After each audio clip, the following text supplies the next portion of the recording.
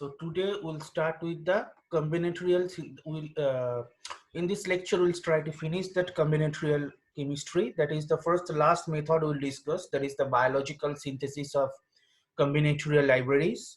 Okay, and then we'll come to the assay methods to screen the combinatorial libraries.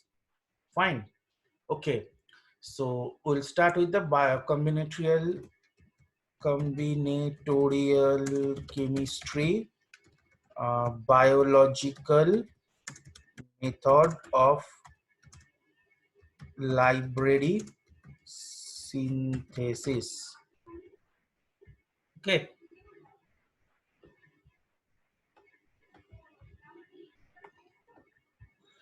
So how can we create the biological library of combinatorial compounds or combinatorial peptides?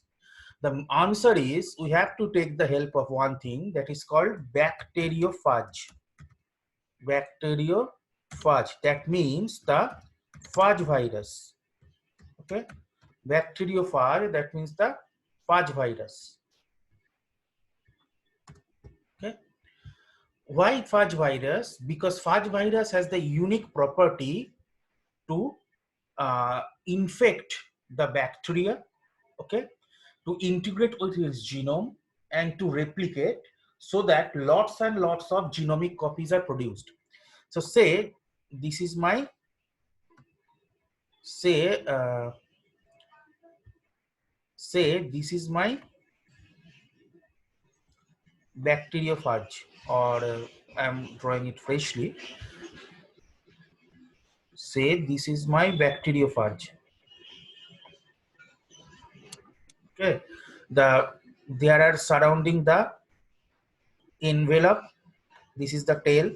So what you do, suppose you need to synthesize this some peptide. Say some peptide has amino acid 1, then amino acid 2, then amino acid 3, okay, then amino acid 4, dot dot dot dot, say amino acid n. Okay. So what you need to do, you need to find the the nucleotide sequence. You need to find the nucleotide sequence, the nucleotide,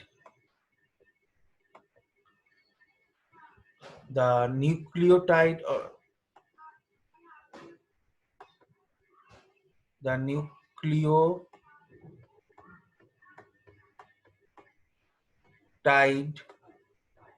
sequence, okay, which code this peptide. How we can find the nucleotide sequence? We know the concept of codons. We know the concept of codons. That means triplet of amino acids. Say I have say I have the codon A, C, T. Okay, so this will give rise to one amino acid. If I have codon like G, G, G, this will give rise to another amino acid. Okay, if I have codon like ATG, okay, this will give rise to the synthesis of methionine. So it is another amino acid. So for each amino acid, we can find one codon. From the codon library in the internet, you will get the codon library, and from the codon library, you can see which amino acid is synthesized by which codon. So say this is my target peptide sequence, and we know the amino acid codons. For each amino acid, there is one codon, and we have to deconvolute what are the codons responsible for synthesizing the amino acids. We are just then coupling the codons to have this nucleotide sequence. Then we have to just couple the codons. Say A1 is say AA1.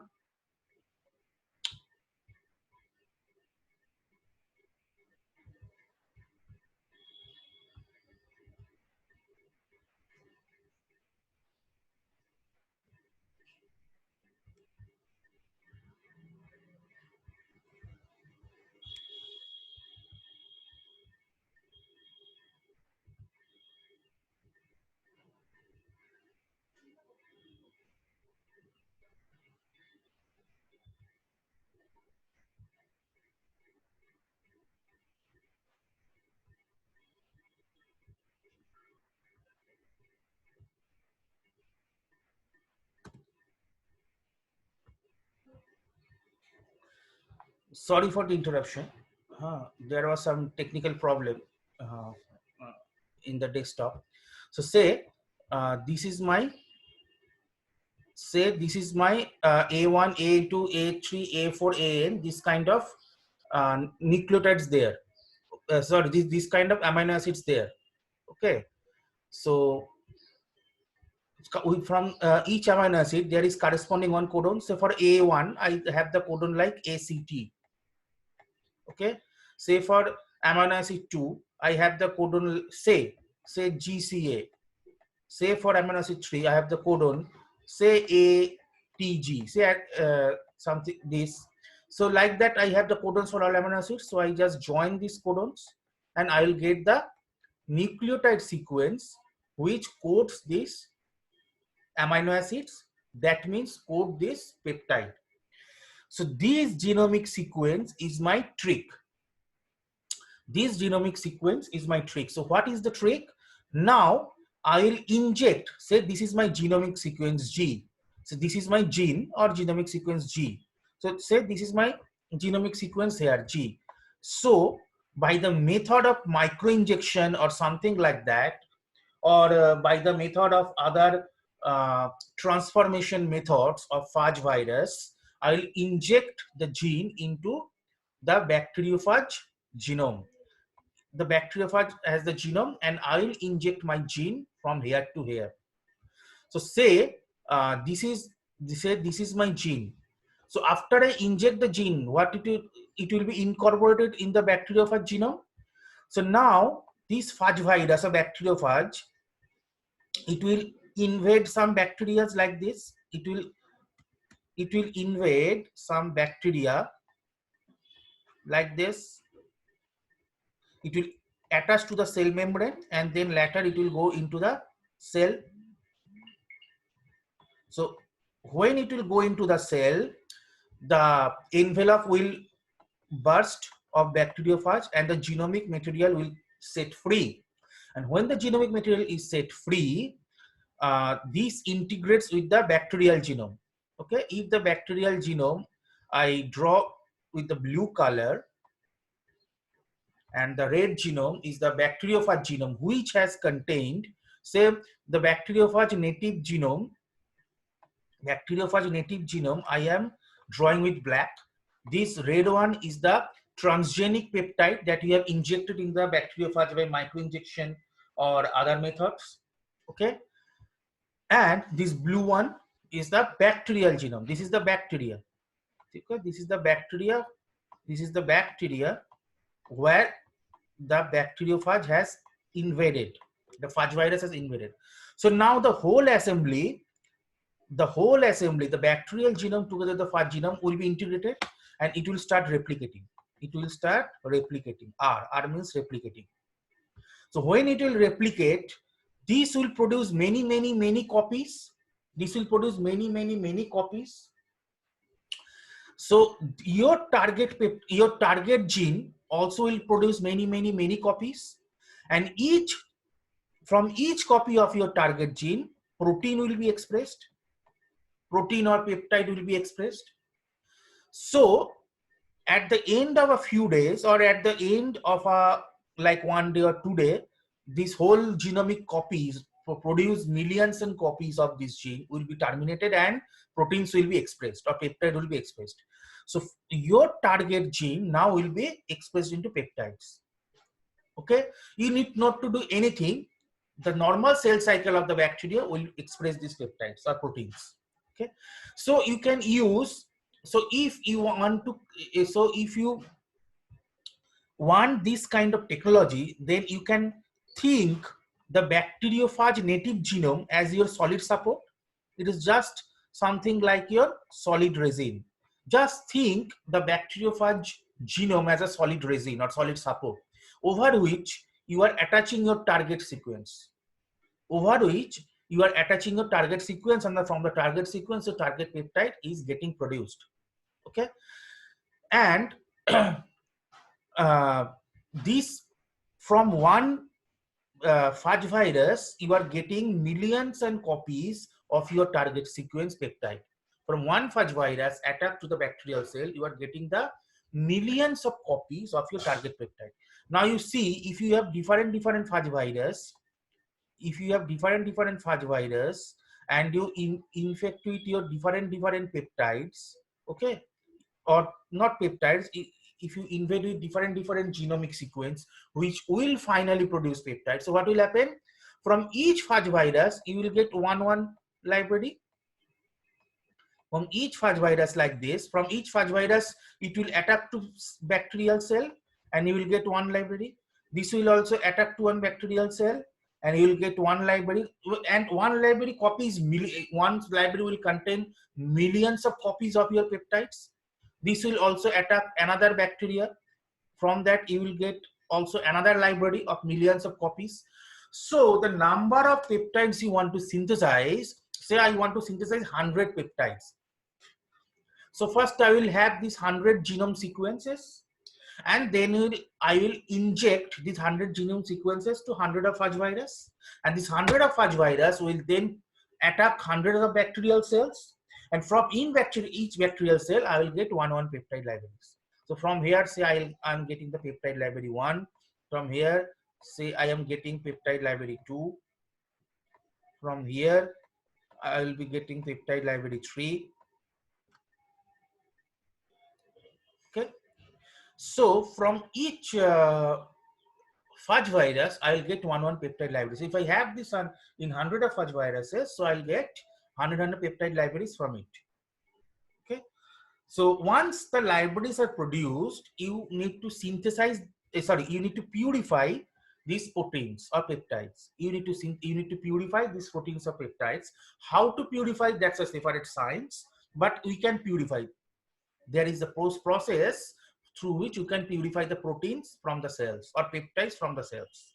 Okay, by salt saturation or by some other technologies. Okay, depending on the hydrophobicity or hydrophilicity of peptides, we can use different columns and we can purify these peptides. So once you purify these peptides, you have the peptides in your hand. You have the peptides in your hand, and you have this. You can use this peptide for your further studies or further therapeutic activities, everything. Now, if you want to confirm this is a target peptide or not, say I am thinking that, okay, the fudge virus has expressed everything in the cell, so there may be some problem of replication, or there may be some mutation in the protein or peptide. So I want to double check if my peptide is okay or not. So just go for sequencing. You just go for sequencing and you sequence the peptides and you see if the sequence is correct or not. Once the sequence is correct, you know that you have the target peptide in your hand. So this is the biological method of synthesizing your combinatorial library. Here, what is the solid support? The solid support, actually there is no as such solid support, but you can think the bacteriophage genome as the solid support. What is the advantage of this method? The advantage of this method is that once you microinject of the DNA into the fudge virus, that your target genome into the fudge virus, you need not to do anything. You just infect the fudge virus with one bacterial cell, and just it will produce the rest of the things. It will integrate into this genome. It will infect the bacteria. It will integrate with the bacterial genome as well, and will produce millions and millions of copies of the gene as well as the peptides or proteins later. Okay, so this is the combinatorial method of library synthesis. Library synthesis by biological method. So we have now studied different methods of combinatorial library synthesis. First, we have studied that split and pull technique. Then solid phase peptide synthesis like Merrifield resin method or PAM method, which can be protected by protecting groups like BOC or FMOC. The advantage and disadvantages for those kind of synthesis. Then there are role of linkers. Then there are the role of coupling reagents. Okay, so the coupling for the peptide bond. Then we have come to the different other methods of solid phase peptide synthesis like multi-pin method, the spot membrane method, the T-back synthesis method, all these methods. Then we have proceeded into some advanced energy driven methods like light directed combinatorial synthesis. Then the biotechnological method or biological method of combinatorial library synthesis, like using the phage virus or the bacteriophage. Okay, so overall, these are the main techniques of your combinatorial library synthesis. This is this actually this phage virus method is basically for peptide synthesis, but the previous method, that is the solid phase one, the multi-pin one or the spot membrane one or the T-bag one, those methods you can use for your drug synthesis as well, not for the peptide synthesis, but for drug synthesis as well, because they are uh, doing in vitro, they are doing within the pot. But here it is doing inside a living cell, so you cannot synthesize drugs, but here you can synthesize the combinatorial peptides or proteins. Okay. So next we'll go to the screening of the assay methods or screening methods of the combinatorial library. That means, say you have hundreds of combinatorial, say you have a combinatorial library of 100 of compounds or 100 of peptides. So why are you making this combinatorial library? Because you are trying to adjust different substitution on a pharmacophore, or you are trying to adjust different amino acid sequence in a peptide, so that out of all these combinations you may have a few good bioactive compounds or few bioactive peptides, but you don't know which combination will give you the bioactive compounds or bioactive peptides. So you are making these hundreds of combinations, and from hundreds of combinations will try out to have some bioactive ones. So now we have to learn, out of these hundreds of things or thousands of things that in the combinatory, how can we test out, or how can we screen out the bioactive compounds? Okay, so that is a very important one. So we'll move into that. So I'm cleaning my board a bit.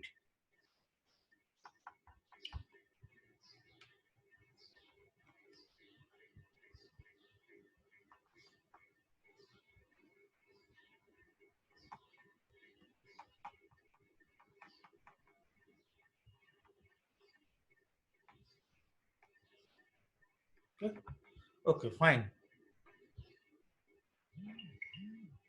Okay, fine. So now we'll move to assay or screening method of combinatorial library. Assay or screening method of combinatorial library.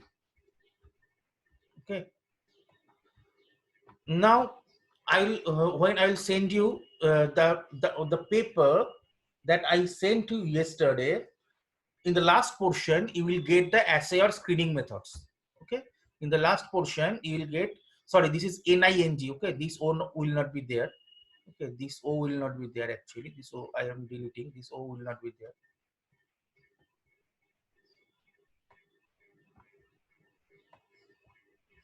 So this is screening method. In the last portion of the note, you will find some assay methods, but they are not described in details. So I'm trying to highlight some detailed portion of those assay or screening methods. Okay.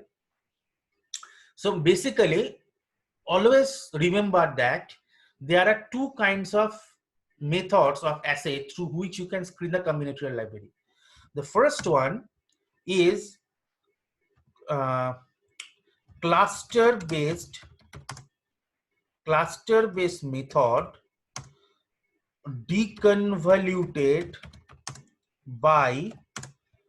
deconvoluted by enrichment selection. Okay, cluster based method deconvoluted by enrichment selection. Deconvoluted, or you can write gradually deconvoluted by enrichment selection. This is one method. Okay, I'll come to that. What is this? And the second method is individual compound testing method. Okay, cluster based method. So the first one is the cluster based method. Cluster based and deconvoluted by enrichment selection. and the second one is individual compound selection method. What is that? We are coming gradually. First one is the cluster based method. Okay, what is the cluster based method?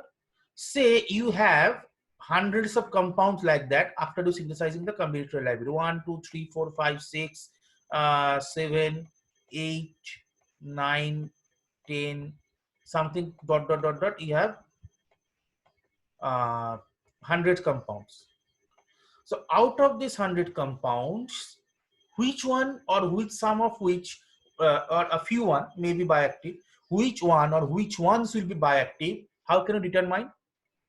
Either you have to do each compound biological screening, or you have to design some other technique to make it shorter.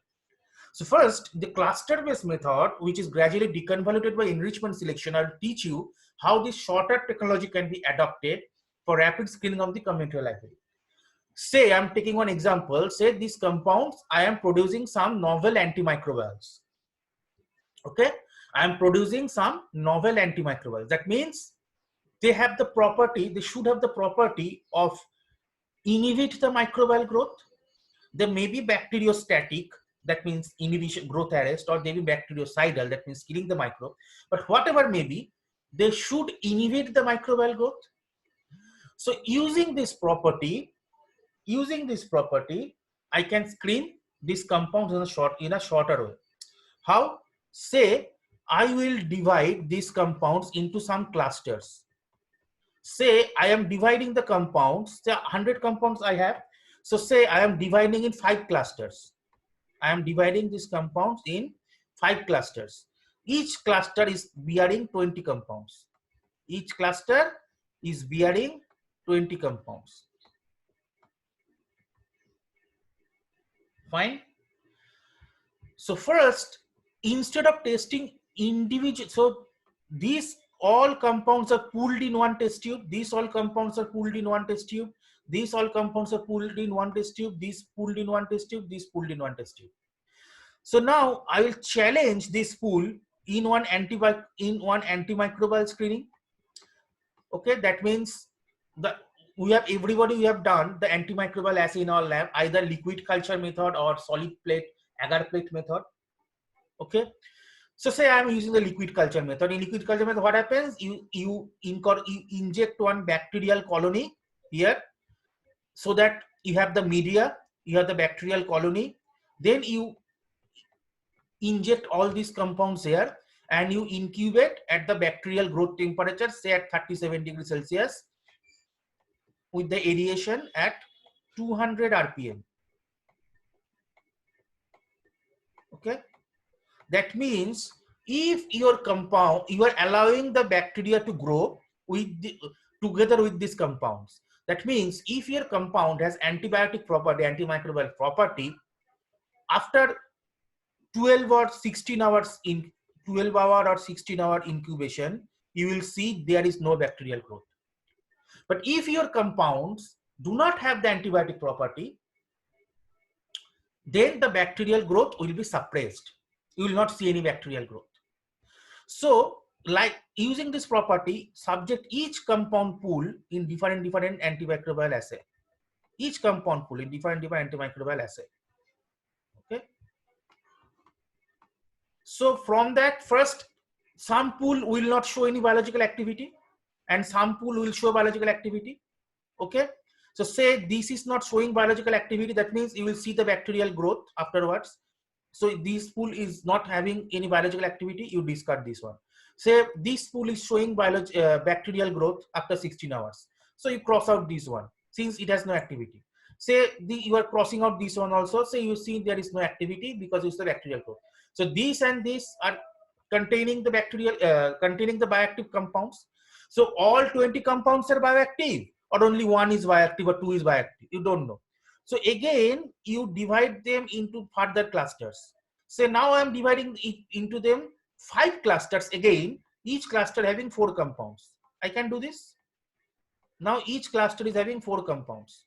Here also 4 compounds cluster I can do. 4, 4. Okay. So each each pool, each cluster is again challenged into some antimicrobial assay. So from this pool, microbial assay, you again 37,200 RPM you can challenge. And from this pool, say you have got that this one is having the activity and no other else is having the activity. Say, for sake of my explanation, say this one is having the activity and the rest ones are not having the activity. That means for the rest one, you see the growth. So like this, you discard the rest ones, you take these ones. So out of these 4 compounds, so which one has the activity? So now you have only 4. We have only 4. So now you take one compound at a time. So you first take out these 4. Sorry. You first take out these 4. Now you take each compound separately and challenge in the antimicrobial assay. Challenge in the antimicrobial assay. So which compound is bioactive? From antimicrobial assay you can find. Say this compound, you find this and these are bioactive. So this will not, how can you understand? This should not show any bacterial growth. And this will show the bacterial growth. So finally you understand that these 2 compounds have the antimicrobial property. From like this, from this cluster also, from like this, from this cluster also, you can deconvolute say 1 or 2 compounds, or say 1 compound, or say 2 compounds are biologically active. So from here I got 2 compounds, from here I got 1 compound. How I got this? This is cluster based method. Instead of testing each of them individually, I first divide them in clusters and testing which clusters are active, which cluster is not. The active cluster is again divided into small clusters, and again this cluster based screening goes on. This is called deconvolution. Here it is devoluted. I'm sorry, this is not the, it is not, it should not be devoluted. It is actually deconvoluted. This is called deconvolution. This is called deconvolution. Deconvolute means you are discovering something gradually. That means something is hidden and you are unwinding the hidden thing. You are unwinding the hidden thing gradually. It's called deconvolution.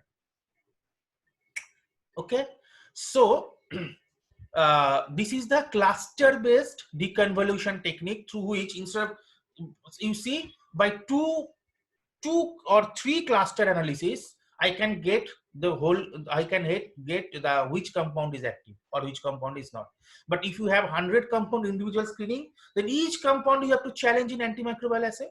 That is a very cost effective or time consuming technique. Resource also you have to need, you need to invest a lot of resources here. So this method has a beauty to avoid that. Fine, this is one thing. Second one, individual compound testing method. So what is individual compound testing method? Okay, another one I should explain. What is enrichment selection? Enrichment selection, I have not properly shown here. Enrichment selection is that now, say I have got 2 compounds active. Say I have got 2 compounds active. Fine. Now I put you one question. Which compound is more active? The 2 compound may not have the same kind of activity.